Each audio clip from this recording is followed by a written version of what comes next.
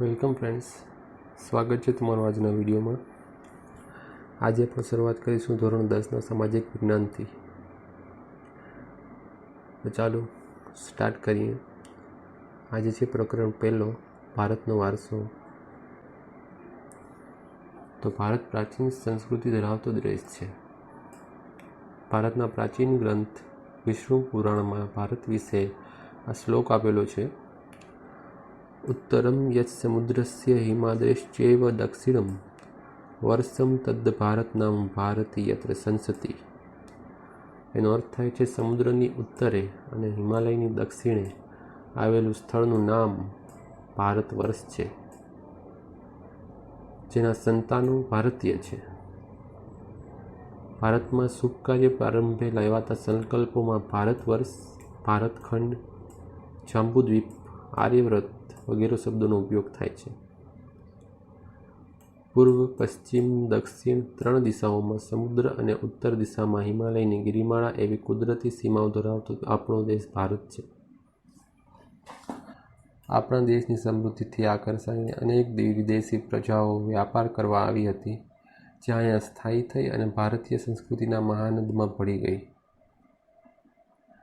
આ આદાન પ્રદાનની પરસ્પર પ્રક્રિયા દ્વારા દેશમાં અનેક પરિવર્તનો જોવા મળ્યા છે અને એ રીતે એક પેઢીમાંથી બીજી પેઢીમાં આપણા વારસાનું હસ્તાંતરણ થયું અને તેનો સાતત્યપૂર્ણ વિકાસ થયો।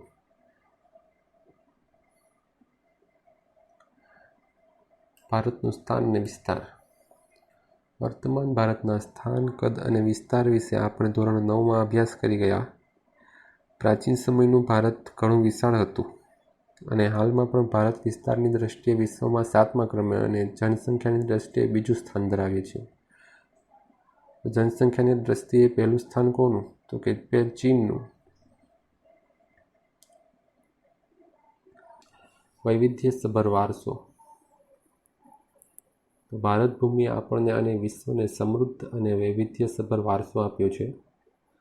ભારતીય સંસ્કૃતિ શાંતિપ્રિય અને વેપારી રહી છે। ભારતની સંસ્કૃતિમાંથી સત્ય, ચિત્ત અને આનંદનો અનુભવ પ્રાપ્ત થાય છે। આ ઉપરાંત અહીં આવીને વસેલી ભિન્ન ભિન્ન સંસ્કૃતિ સાથેના આદાન પ્રદાન થકી ભારતીય સંસ્કૃતિ સમૃદ્ધ બની। તેણે અપનાવેલ અહિંસા અને શાંતિના મૂલ્યોની આજે વિશ્વભરમાં પ્રશંસા અને સ્વીકાર થયો છે।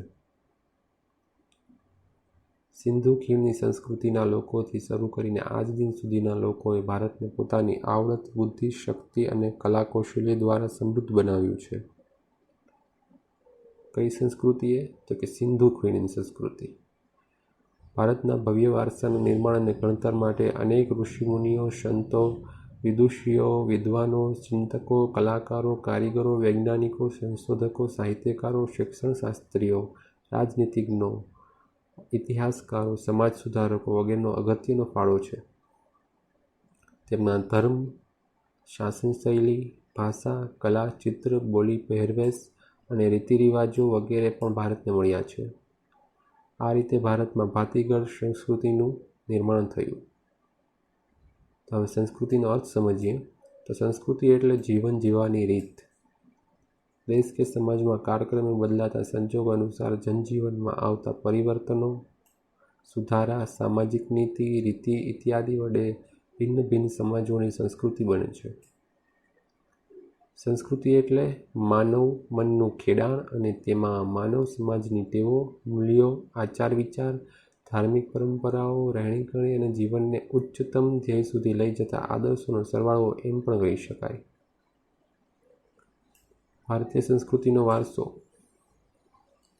વારસો એટલે આપણને આપણા પૂર્વજો તરફથી મળેલી અમૂલ્ય ભેટ। ભારતનો ઇતિહાસ હજારો વર્ષ પુરાણો છે। શાળાકીય અભ્યાસમાં લેવાતી દૈનિક પ્રતિજ્ઞામાં આપણે હું મારા દેશને ચાહું છું અને તેના સમૃદ્ધ અને વૈવિધ્યપૂર્ણ વારસાનો મને ગર્વ છે તેમ કહીએ છીએ। આ સમૃદ્ધ વારસો એટલે ભારતનું સમગ્ર વિશ્વને પૂર્ણ માનવ જીવનના રહસ્યનું પ્રદાન એમ કહી શકાય। ભારતના આ વારસાને નીચે દર્શાવેલા 2 વિભાગોમાં વહેંચીને સમજી શકાય। કયા 2 વિભાગો છે? તો એક તો છે ભારતનો પ્રાકૃતિક વારસો અને બીજો ભારતનો સાંસ્કૃતિક વારસો। ભારતનો પ્રાકૃતિક વારસો એટલે તો કે પ્રકૃતિ, પર્યાવરણ અને માનવ જીવનની વચ્ચેના નિકટતમ સંબંધોનું પરિણામ એટલે પ્રાકૃતિક વારસો. પ્રાકૃતિક વારસો એ કુદરતની ભેટ છે. ભારતનો પ્રાકૃતિક વારસો વિશિષ્ટ અને વૈવિધ્યસભર છે, જેમાં ઊંચા પર્વતો, નદીઓ, ઝરણા, સાગરો, લાંબા દરિયા કિનારા, વિશાળ ફળદ્રુપ મેદાનો, ખીણ પ્રદેશો, રણોનો સમાવેશ થાય છે તથા વૃક્ષો, વનસ્પતિ, જીવજંતુઓ, ઋતુઓ, પશુ-પક્ષી, પ્રાણીઓ, વૈવિધ્યપૂર્ણ ભૂમિદૃશ્યો, વિવિધ પ્રકારના ખનિજોનો સમાવેશ થાય છે. આપણે સૌ પ્રકૃતિના સંતાન છીએ. પ્રકૃતિ એ આપણી આહાર, પાણી, શુદ્ધ વાયુ તેમજ નિવાસ જેવી લગભગ બધી જ આવશ્યકતાઓ માટે સુંદર વ્યવસ્થા કરી છે.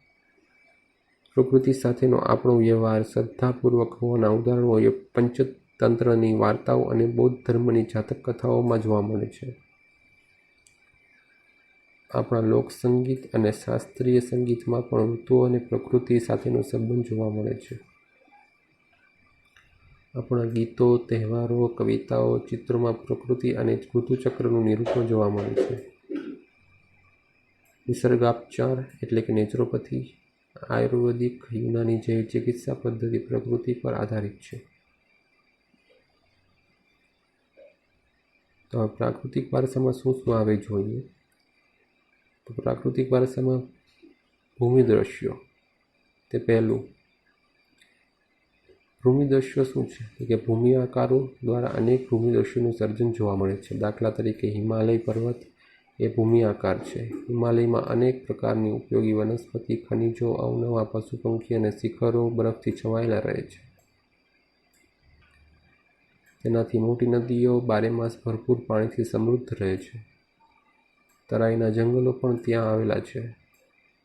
હિમાલયમાં અમરનાથ, બદ્રીનાથ, કેદારનાથ જેવા યાત્રાના સ્થળો, નંદાદેવી જેવા શિખરો પણ આવેલા છે.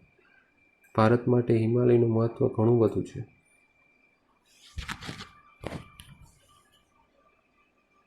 બીજું આવે નદીઓ. પ્રાચીન કાળથી નદીઓ પ્રાકૃતિક માર્ગ પૂરો પાડતી રહી છે. ભારતીય સંસ્કૃતિ સિંધુ અને રાવી નદીના કિનારે પાલન પોષણ પામી છે. સિંધુ, ગંગા, યમુના, સરસ્વતી, નર્મદા, ગોદાવરી, કૃષ્ણા, કાવેરી જેવી લગભગ બધી જ નદીઓએ ભારતના લોકજીવન પર પ્રગાઢ અસરો ઉપજાવી છે. પીવાનું પાણી, વપરાશનું પાણી, સિંચાઈ, વીજળી, ખેતી, જળમાર્ગ જેવી આપણી મહત્વની જરૂરિયાતો સંતોષવામાં નદીઓનું સ્થાન અગ્રીમ છે.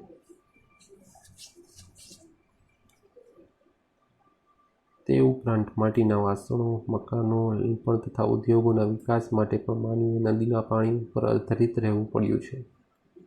આમ નદીઓએ ભારતીય પ્રજાજીવનને સમૃદ્ધ બનાવ્યું છે. આપણી સંસ્કૃતિમાં પ્રાચીન કાળથી નદી કિનારાના ઉષા અને સંધ્યાના વિવિધ ભૂમિદૃશ્યો દ્વારા ભરપૂર સૌંદર્ય, કલાસૂઝ અને કૌશલ્યનો વિકાસ પણ આ પ્રકૃતિના વારસામાંથી મળ્યો છે. તેથી જ આપણે નદીને લોકમાતાનું બહુમાન આપ્યું છે. વનસ્પતિ જીવન. ભારતની પ્રજા આદિ સમયથી પર્યાવરણ પ્રેમી રહી છે, જેની સાક્ષી તેનો વૃક્ષ પ્રેમ, પુષ્પ પ્રેમ અને છોડવાઓ પ્રત્યેનો આદર સૂચવે છે. માણસ, પ્રાણી, પશુ પક્ષીના આહાર માટે વનસ્પતિ પર આધાર રાખવો પડે છે. ભારતમાં વડ, પીપળો, તુલસી વગેરેની પૂજા ધૂપ દીપ કરવામાં આવે છે. વડસાવિત્રી વ્રતમાં વડની પૂજા કરવામાં આવે છે. અનાજ, કઠોળ, તેલીબિયાંના છોડ, ધન ધાન્યથી લહેરાતા ખેતરો, વનસમૃદ્ધિથી ભરેલા જંગલો અને ઔષધિઓ માટે ઉપયોગી છોડવાઓએ આપણા અતિ પ્રાચીન કાળથી જ જીવનને સમૃદ્ધ બનાવ્યું છે. હરડે, આમળા, બહેડા, કુવારપાઠું, અરડૂસી, લીમડો વગેરે ઔષધિઓએ તથા મોગરો, ગુલાબ, કમળ, ડમરો, સૂરજમુખી, ચંપો, નિશાગંધા, જુઈ વગેરે જેવા પુષ્પોએ માનવ જીવનને ખૂબ સુંદર, સુવાસિત, નિરામય અને સમૃદ્ધ બનાવ્યું છે.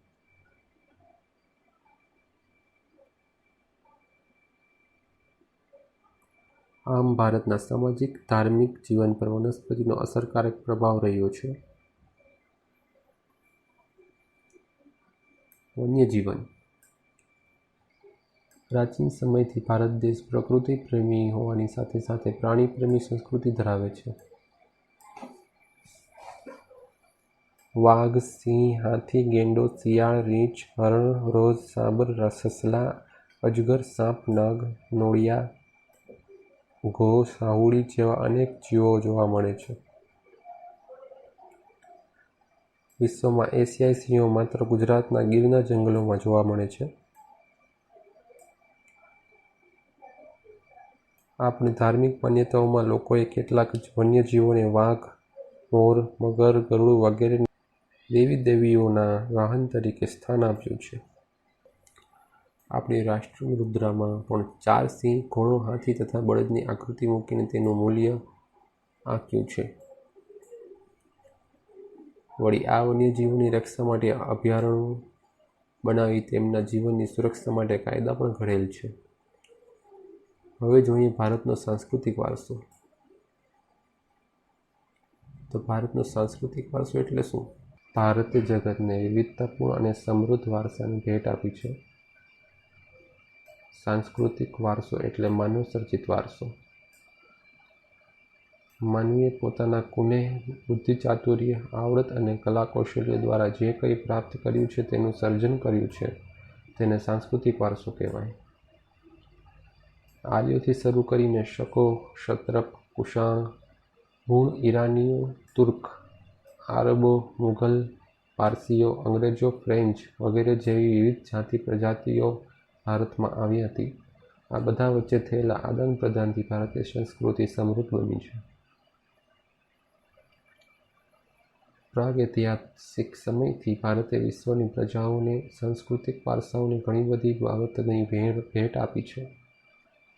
ઉદાહરણ તરીકે શિલ્પ સ્થાપત્યની કળા આશરે 5000 વર્ષ જેટલી પ્રાચીન છે, જેમાં સિંધુ ખીણ સંસ્કૃતિના પુરાતન અવશેષોને ગણી શકાય, જેમ કે તેમાંથી મળી આવેલ દેવી દેવીઓની પ્રતિમાઓ, માનવ શિલ્પો, પશુઓ તથા રમકડાં તેમજ દાઢીવાળા પુરુષનું શિલ્પ અને નર્તકીની મૂર્તિ જોઈને આપણને આપણા સાંસ્કૃતિક વારસા પ્રત્યે સ્વાભિમાન અને ગૌરવની લાગણી જન્મે છે. આ જ ક્રમમાં મૌર્ય યુગની ઊંધા કમળની આકૃતિ ઉપર સિંહ અને વૃષભનું શિલ્પ, બુદ્ધની પ્રજ્ઞાપારમિતાનું શિલ્પ, સારનાથની ધર્મચક્ર પ્રવર્તનવાળી મહાત્મા ગૌતમ બુદ્ધની પ્રતિમા અને તે પછીના કાલખંડની જૈન તીર્થંકરોની પ્રતિમાઓ, રાષ્ટ્રકૂટ રાજાઓના સમયથી ઇલોરાની ગુફાઓ નિહાળતા આપણને આપણા સાંસ્કૃતિક વારસા પ્રત્યે આદર અને ગર્વ અનુભવાય છે. અહીંયા તમે જોઈ શકો છો આ દાઢીવાળા પુરુષનું શિલ્પ જે સિંધુ ખીણની સભ્યતામાંથી મળી આવ્યું હતું.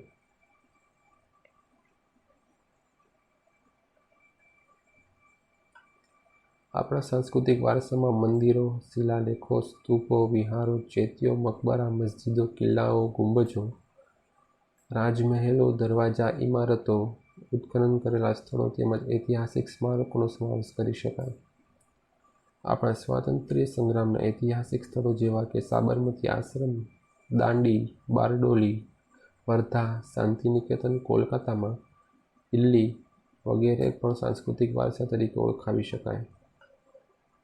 ભાષા, લિપિ, અંકો, શૂન્યની શોધ, ગણિત, પંચાંગ, ખગોળ, લોખંડ, સાહિત્ય, ધર્મ, યુદ્ધશાસ્ત્ર, રથ, રાજ્યશાસ્ત્ર, પ્રાણીશાસ્ત્ર, વનસ્પતિશાસ્ત્ર, વાસ્તુશાસ્ત્ર, ધર્મો, ગણતંત્ર, ન્યાયતંત્ર, વિધિવિધાન, પર્યાવરણ, સુરક્ષા આદિ ઘણી મહત્વની શોધો પણ ભારતમાં થઈ છે, જે આપણા માટે ખૂબ જ ગર્વની વાત છે. ગુજરાતનો સાંસ્કૃતિક વારસો. હવે ગુજરાતનો સાંસ્કૃતિક વારસો જોઈએ.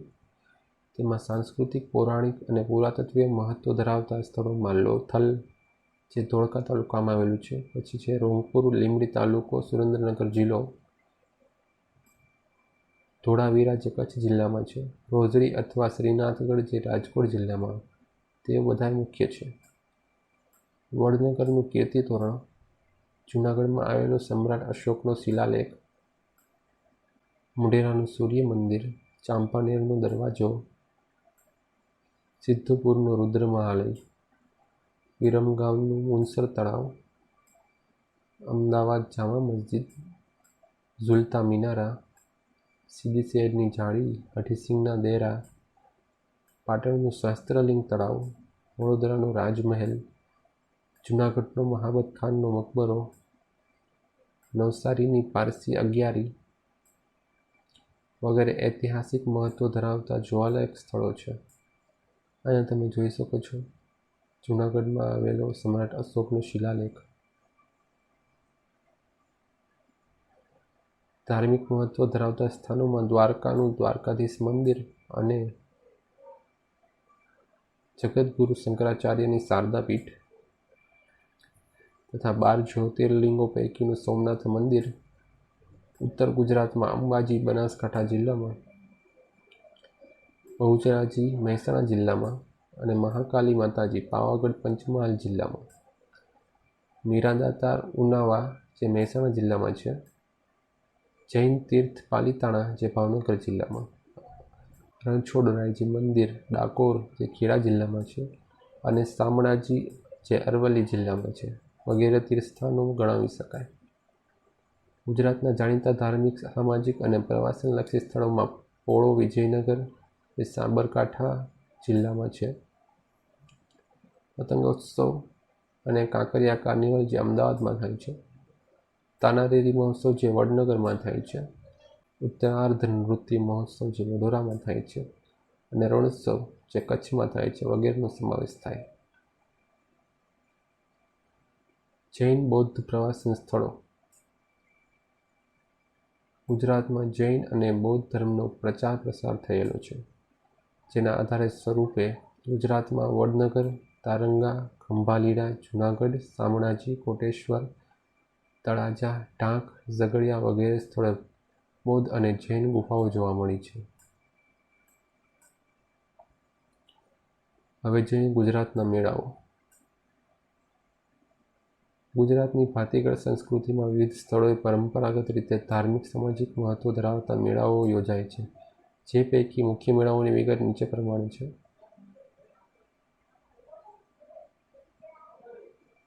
મોઢેરાનો મેળો, જેનું સ્થળ છે મોઢેરા જે મહેસાણામાં છે. મેળાનો સમય શ્રાવણ વદ અમાસ. બહુચરાજીનો મેળો જે બહુચરાજી મહેસાણામાં, જેનો સમય છે ચૈત્ર સુદ પૂનમ. શામળાજીનો કાળિયા ઠાકોરજીનો મેળો જે શામળાજી અરવલ્લીમાં, તેનો સમય કારતક સુદ 11થી પૂનમ. ભાદરવી પૂનમનો મેળો જે અંબાજી બનાસકાંઠામાં, જેનો સમય છે ભાદરવા સુદ પૂનમ. ભવનાથનો મેળો જે ગિરનાર જૂનાગઢમાં, જેનો સમય મહાવદ 9થી 12. તરણેતરનો મેળો જે તરણેતર સુરેન્દ્રનગરમાં, જેનો સમય છે ભાદરવા સુદ 4થી 6. ભળિયાદનો મેળો જે ભળિયાદ અમદાવાદમાં થાય છે, તેનો સમય છે રજબ માસની તારીખ 9, 10 અને 11. નકળંગનો મેળો જે કોળિયાક ભાવનગરમાં થાય છે, તેનો સમય છે ભાદરવા વદ અમાસ. માધવપુરનો મેળો જે માધવપુર પોરબંદરમાં થાય છે, તેનો સમય છે ચૈત્ર સુદ 9થી 13. વૌઠાનો મેળો જે ધોળકા અમદાવાદમાં થાય છે, તેનો સમય છે કારતક સુદ પૂનમ. મીરાદાતારનો મેળો જે ઉનાવા મહેસાણામાં થાય છે, તેનો સમય છે રજબ માસની તારીખ 16થી 22. ડાંગ દરબારનો મેળો જે આહવા ડાંગમાં થાય છે, જેનો સમય છે ફાગણ સુદ પૂનમ. ગોળ ગધેડાનો મેળો જે ગરબાડા દાહોદમાં થાય છે, તેનો સમય છે હોળી પછીના 5મા કે 7મા દિવસે. કાર્તિકી પૂર્ણિમાનો મેળો જે સોમનાથ ગીરમાં થાય છે, જેનો સમય છે કાર્તિક સુદ પૂનમ. ભાંગુરિયાનો મેળો જે ક્વાંટ છોટા ઉદેપુરમાં થાય છે, તેનો સમય છે હોળીથી રંગપાંચમ સુધી. હવે જોઈએ ભારત ભૂમિ અને તેના લોકો. તો આદિમાનવ પૂર્વ દક્ષિણ આફ્રિકામાં ઉત્પન્ન થયા. ભારતના ભાતીગળ વારસા અને સમૃદ્ધિના આકર્ષણના કારણે અનેક વિદેશી પ્રજાઓ ભારત તરફ આકર્ષાય. અહીં અનેક જાતિઓ આવી, પરિણામે ભારતમાં લગભગ બધી જ જાતિના તત્વો મળી આવે છે. ભારતમાં દ્રવિડ પ્રજાની ગણના પ્રાચીનતમ પ્રજા તરીકે થતી હતી, પરંતુ નૃવંશશાસ્ત્રીઓ અને ભાષાશાસ્ત્રની અદ્યતન શોધખોળોથી એવું જાણવા મળ્યું છે કે દ્રવિડો અને બીજી 6 જેટલી ભિન્ન ભિન્ન પ્રજાઓ પણ અહીં રહેતી હતી. તેમના વિશે જાણીએ તો પ્રથમ આવે નેગ્રીટો, જે હબસી પ્રજા હતી. નેગ્રીટો અથવા નિગ્રો જાતિ ભારતના સૌથી પ્રાચીન નિવાસીઓ છે. કેટલાક ઇતિહાસકારોનું માનવું છે કે નેગ્રીટો અથવા નિગ્રો આફ્રિકામાંથી બલુચિસ્તાનના રસ્તે થઈ ભારતમાં આવેલા હતા. તેઓ વણે શ્યામ, 4 થી 5 ફૂટ ઊંચા અને માથે વાંકડિયા વાળ ધરાવતા હતા. ઓસ્ટ્રેલોઇડ નિષાદ પ્રજા. આ પ્રજા આગ્નેય એશિયામાંથી આવેલી હતી. તેઓનું રંગ શ્યામ અને લાંબુ અને પહોળું માથું, ટૂંકું કદ, ચપટું નાક તેમની શારીરિક વિશેષતા હતી. ભારતમાં આવેલા આર્યો તેને નિષાદ કહેતા. ભીલી પ્રજા માટે નિષાદ શબ્દ પ્રયોજવામાં આવતો હતો. ભારતની કોલ અને મુંડા જાતિ, અસમની ખાસી પ્રજા, નિકોબાર અને બ્રહ્મદેશ, જે હાલનું મ્યાનમાર ની જાતિઓમાં આ પ્રજાના લક્ષણો જોવા મળે છે. ભારતની સંસ્કૃતિ અને સભ્યતાના વિકાસમાં આ પ્રજાઓનો ફાળો વિશિષ્ટ છે. તેઓ માટીના વાસણો બનાવવા, ખેતી કરવી, સૂતરાઉ કાપડનું વણાટકામ કરવું જેવા કેટલાક કૌશલ્યો માટે જાણીતા હતા. તેઓ પોતાની ધાર્મિક માન્યતાઓ ધરાવતા હતા. દ્રવિડ લોકો. દ્રવિડોને મોહેંજો-દડોની સિંધુ સંસ્કૃતિના સર્જકો અને પાષાણ યુગની સંસ્કૃતિના સીધા વારસદાર તરીકે ઓળખવામાં આવે છે. ઉત્તરમાંથી આવેલી વિવિધ પ્રજાની ભાષા અને સાંસ્કૃતિક લક્ષણો ટકી રહ્યા. સમયાંતરે આ લોકો દ્રવિડ કહેવાયા. દ્રવિડોએ માતા રૂપે દેવી એટલે પાર્વતી અને પિતૃ રૂપે પરમાત્માનો એટલે શિવની પૂજાની સમજ આપી. દીપ, ધૂપ અને આરતીથી પૂજા કરવાની પરંપરા દ્રવિડોએ આપી હોવાનું મનાય છે. આ ઉપરાંત પ્રકૃતિ પૂજા, પશુ પૂજા વગેરેની દ્રવિડોની ભેટ છે. દ્રવિડોના મૂળ દેવો આર્યોએ સ્વીકારી લીધા અને તેમના સંસ્કૃતિના દેવો તરીકે પુનઃસ્થાપ્યા. સમય જતાં ઉત્તરના પ્રચંડ પ્રભાવ હેઠળ દ્રવિડોમાં આર્ય સંસ્કૃતિ ઊંડે સુધી વ્યાપી ગઈ. આંતરજ્ઞાતિ લગ્ન સંબંધો પણ પ્રસર્યા. દ્રવિડોમાં માતૃમૂલક કુટુંબ પ્રથા પ્રચલિત હતી. તોય અવકાશી ગ્રહોના ક્ષેત્રમાં અને વિવિધ કલાઓ જેવી કે કાંતવું, વણવું, રંગવું, હોળી તરાપા જેવા ક્ષેત્રમાં તેમનું વિશેષ પ્રદાન જોવા મળે છે. આર્યોના પ્રભુત્વ બાદ તેઓ દક્ષિણ ભારત તરફ ખસતા ગયા અને ત્યાં સ્થિર થયા. આજે દક્ષિણ ભારતમાં દ્રવિડ કુળની તમિલ, તેલુગુ, કન્નડ અને મલયાલમ જેવી ભાષાઓ બોલતા લોકો વસે છે. પ્રારંભિક તમિલ સાહિત્યની ઉર્મિની અભિવ્યક્તિથી ભરેલું છે. અન્ય પ્રજાઓ જોઈએ તો ભારતમાં મોંગોલોઇડ, અલ્પાઇન, ડિનારિક અને આર્મેનોઇડ પ્રજા પણ હતી. મોંગોલોઇડ પ્રજા ઉત્તર પશ્ચિમ ચીનમાંથી તિબેટમાં થઈ ભારતમાં આવી હતી. તેમણે ઉત્તર આસામ, સિક્કિમ, ભૂતાન, પૂર્વ બંગાળ વગેરે વસવાટ કર્યો હતો. સમય જતાં તેમનું ભારતીયકરણ થયું. આ પ્રજાનો વર્ણ પીળો, ચહેરો ચપટો, ઉપસેલા ગાલ અને બદામ આકારની આંખો જેવા શારીરિક લક્ષણો ધરાવતી હતી. મોંગોલોઇડ લોકો પીળા વર્ણના હતા. તેઓ કિરાત તરીકે ઓળખાતા. આલ્કાઇન, ડિનારિક અને આર્મેનોઇડ આ પ્રજાઓ કે જે મધ્ય એશિયામાંથી આવેલી પ્રજાઓ છે. આ 3 જાતિઓ એકસમાન ભૌતિક ગુણો ધરાવે છે. આ પ્રજાના અંશો ખાસ કરીને મહારાષ્ટ્ર, બંગાળ, ઓડિશા, ગુજરાત અને સૌરાષ્ટ્રમાં વધુ પ્રમાણમાં જોવા મળે છે. આર્યો. ભારતની આર્ય સભ્યતાના નિર્માતાઓ આર્ય એટલે કે નોર્ડિક લોકો હતા. પ્રાચીન કાળમાં હિન્દુઓ આર્ય કહેવાતા. તેઓની મુખ્ય વસ્તી જે પ્રદેશમાં હતી તે પ્રદેશને આર્યાવર્ત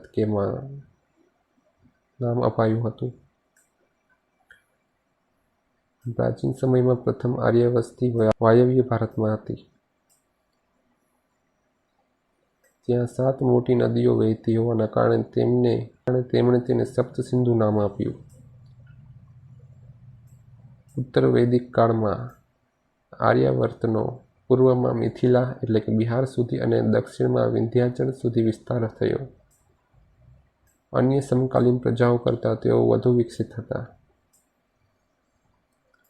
આર્ય ભરત રાજા કે ભરત કુળના નામ પરથી આ વિશાળ પ્રદેશ ભરતભૂમિ, ભરતખંડ, ભારતવર્ષ કે ભારત જેવા નામોથી ઓળખાવા લાગ્યો.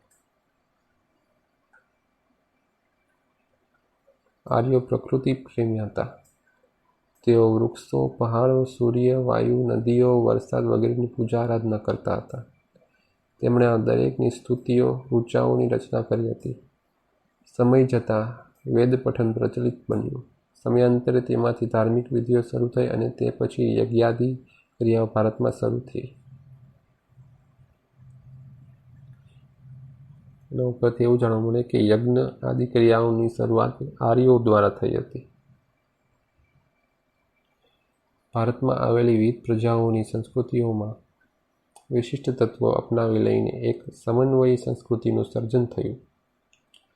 સમયાંતરે ભારતમાં આવીને વસેલી આ બધી પ્રજાતિઓ વચ્ચે લગ્ન સંબંધો દ્વારા પ્રજાઓનું સંમિશ્રણ થતું ગયું.